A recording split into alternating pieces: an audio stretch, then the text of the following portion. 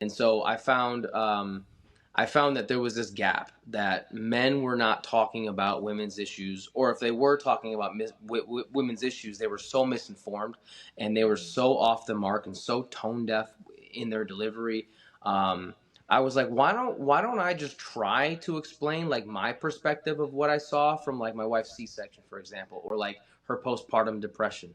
Um, I thought if I tell my story of what I'm seeing from my wife, maybe another man might see that and be like, "Oh, shoot, I never thought of it that way." Or what's really been happening, most of my following is like 90% women.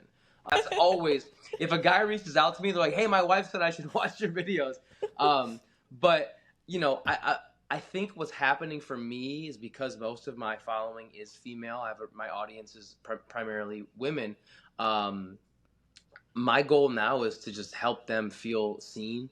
And if I'm the first or only man that truly they felt seen and heard by, that's the greatest compliment that I could be given, is like, oh my God, you see us, like Mhm. you actually took the time to put yourself in our shoes and understand that like a C-section is brutal. It is not the easy way out. Or postpartum depression is 100% real and not talked about enough. And women should be given some damn grace when it comes to, giving birth, and not be expected to bounce back right away.